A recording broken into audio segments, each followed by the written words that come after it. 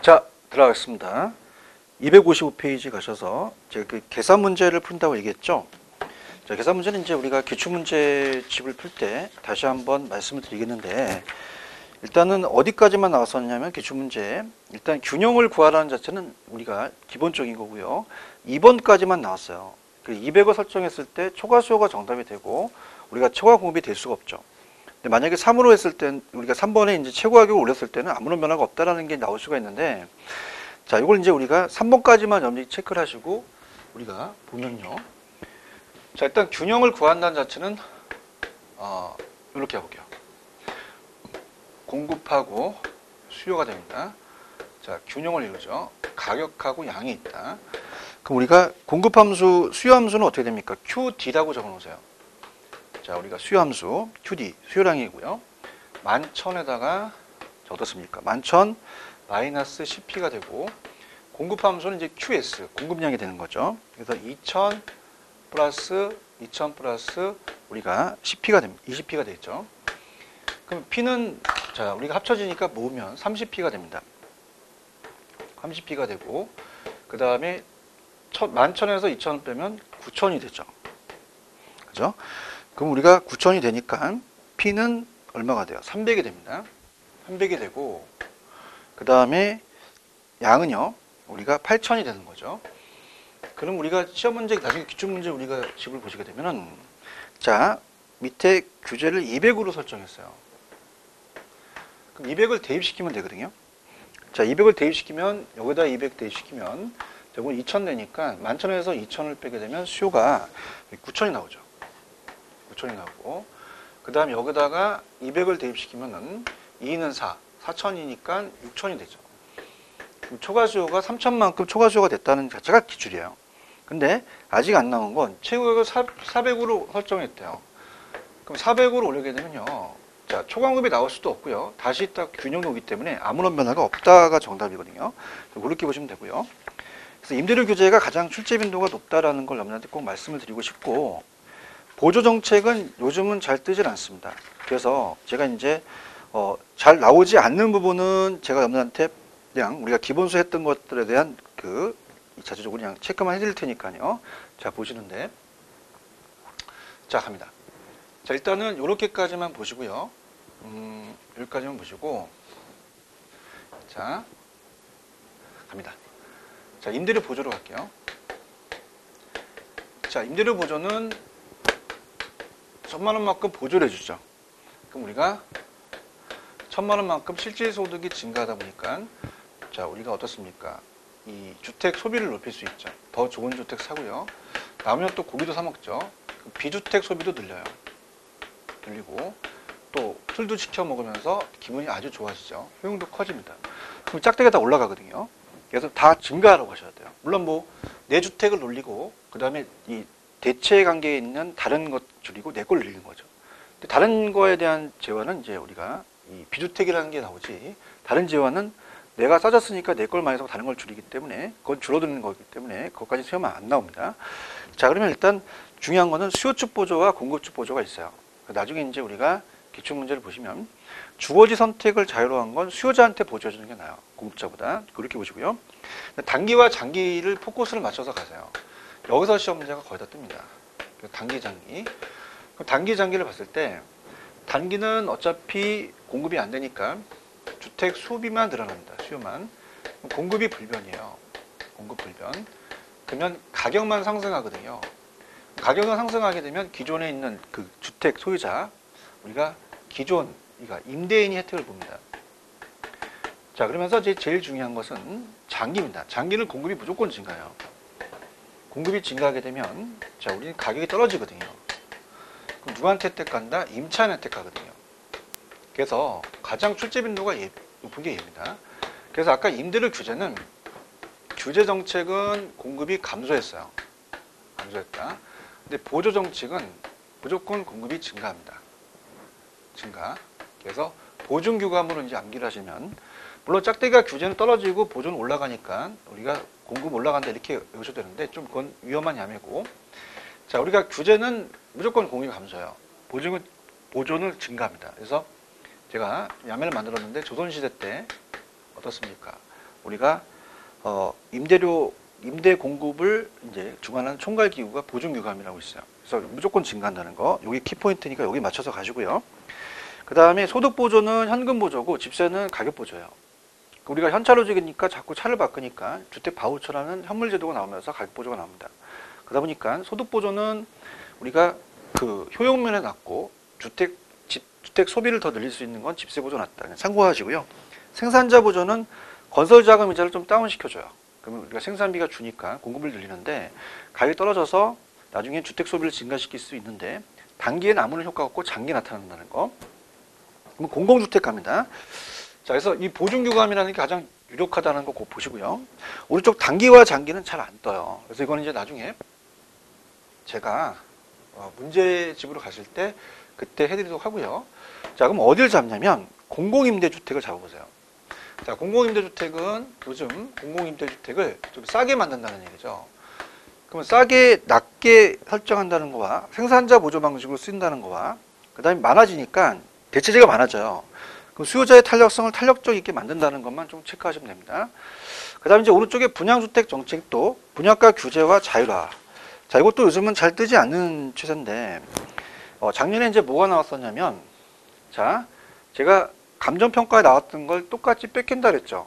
도시형 생활주택은 분양가 상한제를 적용시키지 않는다는 게 간평에 나와서 제가 분명히 나올 겁니다 그랬는데 나왔어요. 그죠? 그래서 우리가 분양가 규제와 자율화는 자, 그냥 이렇게만 잡아보세요. 우리가 기출문제 위주로 가니까 기출문제 이렇게 나왔으니까 가고 선분양과 후분양은 거의 안 뜨는데 작년에 뭐가 떴는지 그것만 이제 제가 체크해 드릴 테니까 이렇게 합니다. 자, 분양가 규제도 우리가 규제가 상한제가 되겠죠. 그럼 저소득층들을 위해서 가격과 양을 봤을 때 자, 우리가 공급하고 수요다. 시장에서 이렇게 균형을 이룹니다.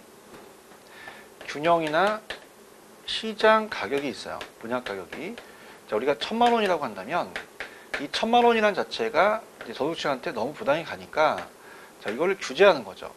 그럼 그 이상으로 규제하는 게 아니라 이하로 규제했던 게 나왔거든요. 규제 가격을 이제 합니다. 그럼 800만 원으로 규제해버려요. 800만 원으로. 자, 그러다 보니까 초과 수요가 발생을 하겠죠. 그러면서 얘도 이제 비탄력적보다는 이제 탄력적으로 더 벌어지니까 더 안 좋아지는 거죠.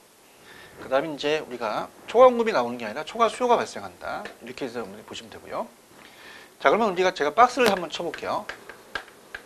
나중에 또 이제 제가 암기 노트를 이제 드려요.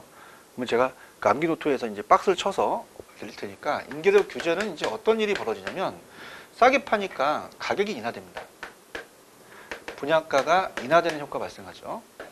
그러다 보니까 공급을 늘리진 않죠. 생산성이 악화되니까 공급을 줄입니다.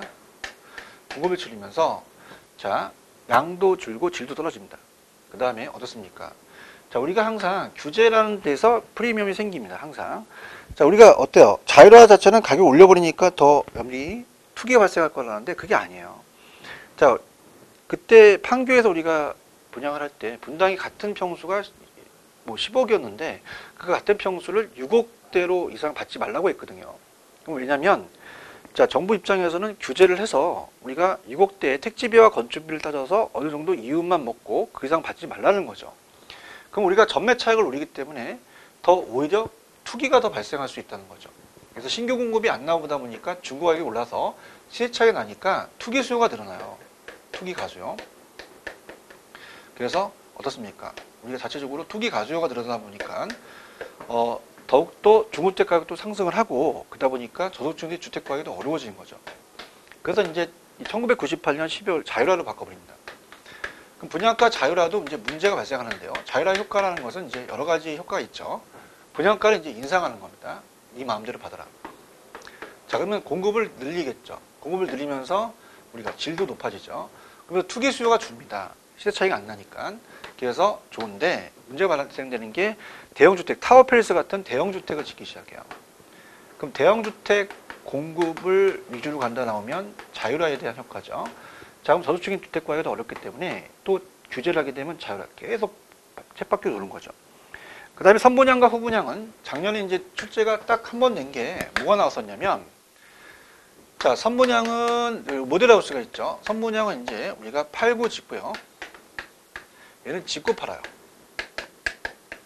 자, 그렇기 때문에 문제점이 나왔었는데, 자, 지금 선분양으로 간다는 취지가 많거든요. 1970년대에 우리가 아파트 규제를 하다 보니까 건설회사들이 입이 튀어나옵니다. 특히 현대건설 정주영이 씨가 우리는 어떻게 하라고 튀어나오죠. 이건 공급자 위주고 이제 이건 소비자 위주로 이제 가는데, 자, 가볼게요. 자, 선분양을 하니까 팔고 짓다 보니까 돈이 들어오니까 공급자들이 공급을 늘릴 수밖에 없어요. 늘어납니다. 근데 후분양을 얻었죠? 직급하니까 건설회사들이 돈을 빌리기 어려워요. 대형 건설의 독점으로 가다 보니까 공급이 준다는 얘기, 이게 나왔었어요. 그래서 PF 같은 프로젝트 파이낸싱이 공급자 금융으로서 후분양을 정착시키는 제도로 이제 들어오는 거죠. 그럼 우리가 후분양이라는 건 짝대기가 내려가니까 내려가고, 선분양은 서 있으니까 서 있죠. 이런 식으로 이렇게 연기 보시면 됩니다. 자, 그래서 그런 식으로 이제 보고 이제 기출문제 위주로 이제 공부를 하면서 끝내버리고요. 마찬가지입니다. 258페이지에 나오는 조세 정책도 출제 빈도는 그렇게 높진 않아요. 그래서 우리가 이 소득재 분배만 있는 게 아니라 자원 배분의 기능도 합니다. 토지에 대한 이용 규제랑 우리가 했을 때 민간분에서 나타난 것도 되고 공공분에 나타나거든요. 그래서 또 서민들은 또 돈이 없으니까 조세 특례를 주면 그 사람한테 배분되고, 당연히 있는 사람한테 가서 없는 사람이 나눠주는 게 소득 재분배죠. 그럼 조세의 기착과 전가. 자, 이 임대인한테 재산세를 부과시키면 임대인은 임차인한테 넘기는 게 전가고, 그럼 담세자와 납세 의무자가 달라요. 실적으로 누가 부담하냐가 기착인데, 자, 어느 누가 부과하든 쌍방이 이제 완전히 아닌 이상은 쌍방이 이제 내는 거죠. 탄력성에 따라 틀려집니다. 그래서 제가 일반적으로 수요나 공급 중 탄력성이 큰 쪽이 세금을 덜 부담하고, 탄력성이 작은 쪽이 세금을 많이 부담하죠. 탄력적을 유리하고 비탄력적을 불리합니다. 그 밑에 수요가 완전 탄력적이면 수요가 완전히 유리하고, 공급이 완전 비탄력적이면 공급이 완전히 불리하니까 공급자가 전부 부담하고, 수요가 완전 비탄력적이면 수요가 완전히 불리합니다. 공급이 많다는 공급이 완전히 유리하다 보니까 수요자가 전부 부담한다. 이렇게 가야 된다는 거죠. 그 오른쪽에 나와 있는 게 이제 우리가 문제가 나왔었거든요. 시험 문제. 그래서 이걸 갖고 이제 우리가 그래프를 그리기 전에 제가 일단은 예전에 어때요? 그 자체적으로 이제 조세의 전가 기착을 말씀을 드리면서 그림을 그렸던 게 있었습니다. 자, 그래서 그걸 가지고 이제 그래프로 한번 우리가 기출이 어떻게 나왔는지 한번 보여드리도록 하죠.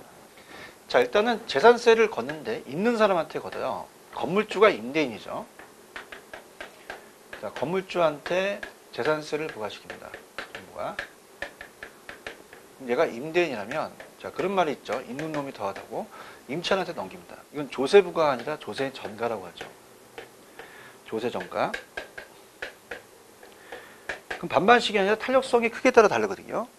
자, 그러면 우리가 만약에 임대료가 집판주기가 임대료다 그러면 집판주기가 이제 한 개당 뭐 제곱미터당 1,000원이다. 그러면 재산세를 100원을 부과시키게 되면요.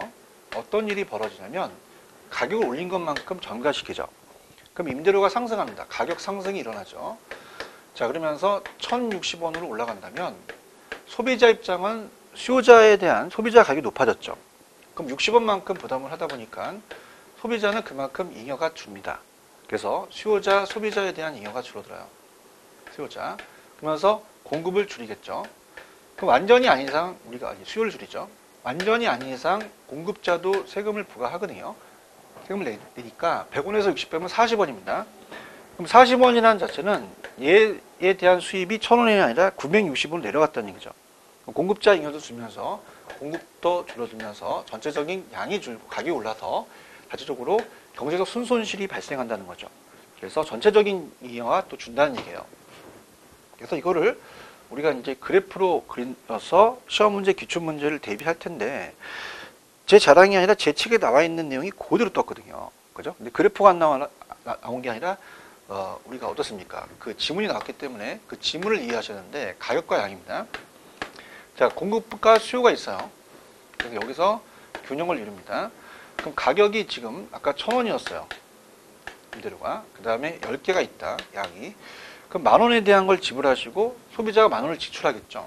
이게 이제 수입이 되는데, 자, 이 상태에서 소비자 잉여와 생산자 잉여를 문제를 봤을 때 소비자들은 수요수익 우하향하잖아요. 그럼 우리가 가격이 높아도 사겠다는 얘기죠. 이렇게 요 의사가 있어요. 그러면서 여기까지 내겠다라는 것들이 있는데 요것만 지불하면 되니까 여기 위에 있는 부분이 소비자 잉여거든요. 소비자 잉여. 자, 그러면서 생산자 잉여도 우리가 본다면 생산자는 이 전체에 대한 면적의 수입인데, 자, 이 칠판 주기를 만들 때 이 정도 생산비를 투입시킨 거죠. 근데 그보다 더 받았기 때문에 요 밑에 있는 부분이 요게 생산자 잉여가 됩니다. 그럼 얘네들이 잉여가 준다는 얘기예요. 얘네들 잉여가. 그러면 얘네들이 잉여가 이제 주면서 자, 생산자 잉여가 또 들게 되는데요. 정부가 재산세를 공급자한테 부과를 했죠. 임대료 때. 그럼 재산세를 부과시키면 얘는 기분이 안 좋아서 공급을 줄여버립니다. 그러면 좌상방 이동한다 그러거든요. 좌측으로 이렇게. 그럼 우리가 좌상방 이동한다는 것은 양을 줄이고 가격은 올린다는 거거든요. 그럼 양이 확 줄어들어요. 그죠? 7개로. 그럼 이쪽 부분이 잉여가 없어집니다. 여기는 이제 경제적 순손실이라고 발생하거든요. 경제적 순손실 발생을 하면서 안 좋아진다는 얘기예요. 자, 그러면서 어떻습니까? 우리가 가격을 1,060원으로 올려버리니까 자, 요만큼 부담을 소비자가 부담을 하면서 잉여가 준다는 얘기입니다. 그 다음에 이제 40원만큼 냈죠, 공급자가. 그러면 우리가 판 거는 960원에 팔았기 때문에 자, 요만큼 손해를 봤기 때문에 잉여도 요만큼이 줄어든 거죠. 그러면 전체적으로 정부의 재산세에 부과시켜서 부과된 금액만큼 정부에 대한 정책적 그 효과는 있지만 어떤 일이 벌어졌어요. 그러니까 정부가 조세를 걷는다는 것은 보조를 해주기 위해서 걷는다는 것은 목적이 좋지만 전체적인 실익을 떨어뜨린 경제 순손실이 발생하면서 소비자 잉여와 생산자 잉여가 주니까 자원이 왜곡된다는 거죠. 배분이. 이렇게 나왔었거든요. 그 다음에 이제 우리가 이 자체적으로 조금 더 구체적으로 이제 본다면 이 탄력성에 따라서 귀착 정도가 달라져요. 그럼 선진국은 주택보급률이 100%를 넣고 대체제가 많습니다. 그죠? 선택의 폭이. 그래서 제 친구, 여자친구가 옛날 대학교 때 7명 있었죠. 선택의 폭이 넓다는 것은 수요자가 유리하다는 거예요. 임차인이 탄력적으로 갑니다. 유리하다. 조금만 정가시키더라도 어떻습니까? 나간다 하면 잡죠. 자, 미안하다. 잡아서 조세 부담을 작게 해줄게. 이렇게 하는 거죠. 근데 후진국이나 개독이나 후진국 같은 경우는 주택보급률이 우리가 적죠. 갈 데가 없어요. 갈 데가 없기 때문에 불리하게 됩니다. 비탄력적이에요. 불리해지죠. 그러다 보니까 나간다 그러면 나가라 그러죠. 집이 없으니까 다시 들어가서 어머 저는 조세 부담을 더 좋아해요. 저한테 부담 시켜주세요. 라고 하는 거죠. 그럼 탄력적이면 조세 부담이 적고 비탄력적인 조세 부담이 커지거든요. 선진국은 좋은 정책이고 후진국은 안 좋은 정책입니다. 자, 그렇다면 이제 우리가 이렇게 잡게요. 양가로 5번에 가시면 신규주택은 고가고 오래주택은 저가거든요. 탄력성은 다르기 때문에 거기에 대해서 이제 공급과 수요가 탄력성이기 때문에 그 내용을 적어놨지만 시험 문제는 어렵게 안 나와요. 그냥 6번에 똑같은 세율로 하게 되면요. 고소득층들이 위에 더 적게 내고 저소득층이 더 많이 내는 반대, 역진세가 나타나거든요. 수익적 편성성이 발생되기 때문에 차등가세, 누진세를 적용시켜야 되고요. 양도소세 7번, 8번을 이제 묶어보세요. 자, 우리가 양도소세라는 것이 이제 시험 문제가 나왔었는데, 양도소세 중과시 어떻습니까? 탄력성에 따라서 조세 부담이 달라진다는 자체도 나온 적이 있었어요. 탄력적은 유리하고 비탄력적은 불리하죠. 그럼 조세를 부과시키면 어떻습니까? 우리가 가격이 올라가고, 자, 기업은 수입이 또 떨어지기 때문에 거래량은 또 줄겠죠. 이렇게 또 보시면 되는데, 양도소세 중과에 동결효과라는 게 나왔어요. 그러면 양도소세 중과에 동결효과라는 게 나오면서 어떤 게 이제 예를 들어서 이제 연결시켰냐면 강남에 막 집값이 막 올랐잖아요. 오르면 수요가 줄어드는데 더 투기 수요가 늘어나기 때문에 양도소세를 중과시킨다고 얘기를 합니다. 근데 이거 좀 시간을 줘야겠죠. 그래서 야, 니네들 지금 6월 달이니까 7, 8월 달에 빨리 물량을 내놓기 전에 양도소세 7, 8월 달에 부과할 거니까 중과할 거니까 지금 내놔! 그런 거예요. 그럼 물량이 많이 쏟아져 나와서 공급이 많으니까 가격이 떨어질 거라 생각한 거죠. 근데 그건 정부 생각입니다. 양도세를 내는 사람은 일가구 다주택이기 때문에 눈 깜짝 안 해요. 조건 바뀌면 되는데 매우 넘어갑니다. 그게 동결효과예요. 동결효과는 꽁꽁 얼어붙죠. 그럼 물량이 얼어붙어서 나오질 않는다는 얘기예요. 그럼 우리가 공급이 싹 줄죠. 그럼 가격은 상승할 수 있다는 겁니다. 그래서 원래는 투기적 수요를 억제하려고 주택 가격을 안정화시키는 가격 안정화 정책으로 이제 떨어뜨리려고 했는데 그 동결효과라는 자체는 공급이 감소해서 가격이 더 상승할 수 있다는 거. 정책 실패가 나타나기 때문에 자, 넘기시면은 어떤 게 키예요? 넘기시면 이제 우리가 그래서 양도세는 부등고시, 동결효과가 있다면 주택가격이 반드시 하락하는 것이 아니라 밑에 상승할 수도 있다. 이렇게 잡으시고요. 그 다음에 이제 헨리 조지 이론이 있습니다. 헨리 조지의 토지 단일세 운동이에요. 그래서 아까 제가 그림에서 주택에 재산세를 부과시키게 되면 어떻습니까? 그만큼 경제적 순손실이 발생하고 소비자 잉여, 생산자 잉여가 줄면서 전체적으로 자원이 왜곡되는, 자원 배분이 왜곡되는 일이 벌어지잖아요. 근데 토지세는 그렇지 않다는 얘기입니다. 그럼 헨리 조지가 얘기했을 때에 대한 지대이론은 고전화파는 거거든요. 잉여, 고잉 기억나시죠? 그럼 잉여를 받기 때문에 토지 자체를 강조합니다. 토지의 자연적 특성에 대해서 공급이 완전 비틀어적이라는 걸 전제로 해요. 그 완비기 때문에 공급자가 다 내야 된다는 얘기죠. 자, 그렇다면 우리가 지주가 있다면요. 지주가 갑이 토지를 공급하는 사람입니다. 그럼 을돌이가 경작을 해서 지대를 주죠. 그럼 재산세를 부과시키게 되면 자, 얘가 완전 비틀어적이니까 얘가 다 불리하니까 전가를 못 시켜요. 그 다음에 자, 우리가 지금 이 상태에서 가격 올리지 못한다는 거죠. 가격과 양이니까. 그러면서 자상방 이동했다 그랬죠. 그럼 우리가 올라간다고 해도 이 배꼽이 올라가는 건 아니잖아요. 그래서 가격은 못 올라가고 그만큼 줄이지도 못합니다. 그래서 우리가 자원 배분 왜곡되지도 않고 우리가 있는 사람이 다 되니까 형평성도 맞고 옛날에는 비효율적인 세금을 걷었는데 걷지 말고 토지세만 걷어서 다른 것들 다 폐지하자는 거예요. 그래서 토지 단일세 운동이거든요. 그래서 토지세는 전가되지 않는다. 왜냐하면 토지 공급은 완전 비틀어지기 때문에 토지 소유자에게 완전 기착된다. 따라서 토지 세금은 효율적인 세금이며 형평성 효율적도 맞고 그 전 페이지로 가시면은 제가 그 페이지 259로 가시면은 박스에 미음번에 해놨어요. 자, 어떻습니까? 우리가 토지는 공급이 완전 비틀어적이라는 자체는 헨리 조지 이론이다 생각하셔야 됩니다. 그럼 얘는 토지세를 부과하더라도 우리가 줄이질 못하니까 자원 배분 왜곡이 초래되지 않는다라는 걸 꼭 가져가십시오. 자, 그 다음에 이제 투자론으로 갈게요. 자, 투자 파트는 문제가 나온다면 7에서 8문제예요. 굉장히 많이 나오죠. 그래서 제가 이제 먼저 여러분한테 찍어드리는 것은 뭘 봐달라고 말씀드리냐면 우리가 자체적으로 262페이지 가시면은 지렛대 효과입니다. 지렛대 효과를 꼭 여러분이 좀 봐주셨으면 합니다. 자, 그 외에 뭐 우리가 투자라는 자체는 두 번째, 투자는 내가 현재는 확실한데 미래는 불확실해요. 그래서 그걸 교환하는 게 투자인데, 자, 투자는 불확실한 게 위험이 내포돼서 위험에 대한 보상이 수익률이 요구하는 게 요구 수익률을 또 원하겠죠. 투자의 장점은 지렛대 효과를 발휘할 수 있고요. 자, 구매력이라는 것은 자, 물가가 상승합니다. 화폐 가치는 떨어져요. 인플레이션이. 그럼 우리가 물가라는 건 물건의 가격을 얘기하거든요. 그럼 우리가 돈을 안 가지려고 부동산 가지려고 하죠. 그럼 부동산에 대한 실무 자산이 높아지고 금융 자산의 가치가 떨어진다는 얘기예요. 자, 그래서 그렇게 이제 우리가 보면 됩니다. 그래서 인플레이션을 해지한다. 근데 금융 자산보다 단점은 뭐냐면 현금화되기가 어렵죠.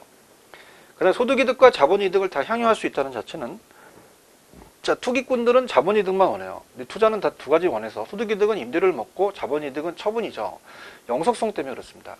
그래서 앞서서 우리가 자, 토지는 오래 가기 때문에 임대료가 나와 소득이득도 없고요. 내가 토지가 감가되지 않기 때문에 지금 가격이 굉장히 떨어졌어요. 그러면 우리가 가격이 상승할 걸 기대하면서 이걸 매각을 미룰 수도 있거든요. 그래서 영속성 때문이고 절세 효과는 나중에 감가와 이자는 감이라고 우리가 이제 볼 겁니다. 그래서 일단은 우리가 어디로 가냐면 미리 간다면 영업소득세라는 게 있어요. 투자론에. 그래서 페이지로 가시면은 우리가 교재 갑니다. 영업소득세가 어디냐면 여러분들 교재로 가시면은 그 페이지 277페이지죠. 물론 세 전후로 우리가 나왔어요. 어디서 나왔냐? 감정평가 나왔는데 중요한 것은 순영업소득에서 대체충당을 빼주고 이자와 감가는 세액 공제를 해줍니다. 그래서 이 정부 입장에서는 세액 공제가 되는 건 건방지거든요. 그래서 감히 겁도 없이 세액 공제되다니 감가와 이자는 절세 효과가 있다는 거 그렇게 보시고요. 그 다음에 지렛대 효과로 오셔서 이제 지렛대 효과의 계산 문제가 중요합니다. 그래서 그걸 위주로 이제 갈 건데요. 자, 262페이지 가시면은 지렛대 효과는 타인 자본을 이용해서 부채를 이용해서 자기 자본 수익률을 높입니다. 지분 수익률을. 그러면서 지렛대 효과도 커지지만 위험도 그만큼 커져요. 그래서 위험은 무조건 증가한다고 보셔야 돼요. 4번에 가시면은 어떻습니까? 우리가 전세를 끼고 주택 사는 것도 전세 기간이 2년이 지나면은 그것도 지렛대 효과에 들어가죠. 자, 그렇다면 어디가 이제 키포인트냐면 자, 오른쪽에 보시면은 정, 부, 그죠? 정부, 그 다음에 어떻습니까? 자체적으로 중립적 레버리지 효과라는 게 있어요. 자, 이걸 이제 세 가지를 가지고 우리가 보는데요. 자, 긍정적이 돼야 됩니다. 항상. 그래서 자기 자본이 제일 커야 되고, 그 다음에 종합, 그 다음에 저당이 되는 거죠. 그래서 이거는 이제 우리가 다음 시간에 계산 문제를 하기 전에 잡아볼게요. 자, 일단 이제 제가 지렛대 효과의 계산 문제가 금액이 뜰 수 있고, 비율이 뜰 수 있기 때문에 다음 시간에 제가 자세히 또 그 문제를 살펴보면서 좀 제가 할 테니까 다음 시간 전에 그 문제를 한번 읽어보시는데요. 자, 일단 지렛대 효과가 중요합니다. 지렛대라고 하고 이걸 레버리지라고 하는데 그냥 한글로 레버리지 나오니까 걱정하지 마시고요. 레버리지 효과가 발생하게 되면 무조건 위험은 증가합니다. 위험 무조건 증가라고 보셔야 돼요. 자, 그러면서 정부 중립적 있죠. 긍정적 플러스, 부정적 마이너스, 그 다음에 중립적 영의 지렛대 효과가 있거든요. 이 세 가지로 이제 우리가 지문을 물어볼 수 있어요. 그럼 지분 수익률은 지 거고 저당 수익률은 저분 은행이시죠. 그럼 우리가 자기 자본 수익률이 제일 커야 됩니다. 자기 자본 수익률, 지분 수익률이 제일 커야 되고요. 그 다음에 어떻습니까? 그 다음에 총 자본 수익률이 이제 뭐냐면 내 돈만 투자했을 때 아니면 전체적인 투자 수익률이에요. 종합 수익률.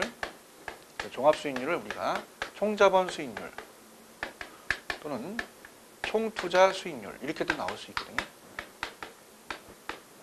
그 다음에 이제 어떤 게 제일 적어야 되냐면 저당, 은행이 먹는 게 적어야 되죠. 저당 수익률이 제일 적어야 됩니다. 그래서 저분보다 지가 많이 처먹어야 되죠. 자기가. 그러니까 지가 저분보다 많아야 된다. 그래서 자기 자본이 제일 커야 되고 종합, 그 다음에 저당이거든요. 그럼 지렛대를 올리려면 우리가 입문 과정에서 어떻습니까? 지렛대 자체를 올리려면 큰 자가 필요해요. 그럼 제가 여러분들한테 자좀조 그럽니다. 자좀조, 그죠? 자좀조 이렇게 자기 자본이 제일 커야 되죠. 근데 만약에 바뀌면은 부의 지렛대 효과가 돼요. 같으면 영의 지렛대 효과가 된다는 얘기죠. 자, 그렇다면 우리가 지렛대 효과라는 것은 종합 수익률과 저당 수익률 갖고 따집니다. 항상 이렇게 시험지 나오는데, 그럼 종합이 더 커야지만 정이 되거든요. 그럼 만약에 얘가 20%인데 얘가 10%면 빼면 플러스 10이 돼서 정이 돼서 자기 자본은 20%보다 넘는 걸 찍으셔야 돼요. 상승하게 돼 있죠, 항상. 그래서 이 두 가지를 이제 잡고 이제 우리가 지렛대 효과를 봐요. 그래서 이제 계산 문제가 있긴 한데, 자, 만약에 얘가 20인데요. 저당은 30이야. 그럼 마이너스 30은 10만큼 까지잖아. 그럼 얘가 하락한단 말이야. 그 다음에 얘가 20에서 20이면 20에서 20이면 제로란 말이에요. 0의 지렛대 효과라서 지렛대 효과 발생하지 않아. 그럼 얘와 얘가 같다는 얘기죠. 그래서 자기 자본, 종합, 저당, 자점조를 암기를 해 놓으셔야 돼요. 그래서 밑에 지렛대 효과를 미리 한번 보세요. 자, 계산은 제가 다음 시간에 해드리겠는데, 두 가지가 있어요. 하나는 금액으로 나올 수가 있고, 하나는 퍼센트로 나옵니다. 그래서 금액으로 나온 것 중에서도 중요한 것은 순소득에 대한 운영소득, 임대료만 있는 게 아니라 가치 상승률도 있거든요. 자, 이걸 가지고 우리가 봐요. 물론 뭐 위에 지렛대 효과가 지분에서 종합을 뺀 얼마만큼 증가했냐가 지렛대 효과가 되거든요. 그래서 우리가 그걸 빼서 우리가 지렛대 효과에서 플러스가 돼서 그만큼 증가해야지 감소가 되면 안 되거든요. 그래서 이제 종합에서 저당에서 부채비를 뺀 게 이제 곱한 게 지렛대 효과가 돼서 그만큼 더 수익률이 높아지는 건데, 그 식이 나왔습니다, 작년에. 근데 잘못 내서 이의시청이 들어갔기 때문에 올해는 그 두 문제를 여러분들이 마스터를 하셔야 돼요. 그래서 두 가지를 이제 제가 다음 시간에 이제 해드릴 테니까, 자, 우리가 지렛대 효과 다시 정리합니다. 지렛대 효과는 무조건, 자, 지렛대 효과가 발생하게 되면 내 돈을 아니라 타인 자본을 이용해서 자기 자본 수익률을 영향을 미치면서 지렛대 효과가 커지고 수익률 높아지지만 무조건 지렛대 효과는 위험은 증가한다. 자, 정의돼야 되죠. 자기 자본, 종합, 저당에서 자점조, 자기 자본이 제일 커야 되고, 반대면 부가 되고, 같으면 중립적 레버리지 효과가 된다는 걸 꼭 가져가시고, 전세를 끼는 것도 지렛대 효과에 들어간다는 거. 자, 그래서 가장 유력한 거는 오른쪽에 계산 문제입니다. 그래서 계산 문제를 이제 우리가 다음 시간에 볼 거고, 그 다음에 투자의 위험은 어떤 게 있는지, 위험의 처리 방법과 수익률에 대한 계산은 기대수익률과 요구수익률 갖고 따지는데, 특히 기대수익률의 계산 방식이 시험 문제 나오기 때문에 거기에 대해서 우리가 풀어볼 거고요. 그 다음에 이제 그 평균 분산에서 수익과 위험의 관계, 포트폴리오, 그 다음에 이제 어떻습니까? 그런 식으로 우리가 투자 파트로 들어가도록 할게요. 투자는 좀 어렵기 때문에 여러분이 정리를 잘 해주셔야 됩니다. 자, 다음 시간에 제가 지렛대 효과 문제 풀도록 하겠습니다. 좀 쉬었다 가시죠.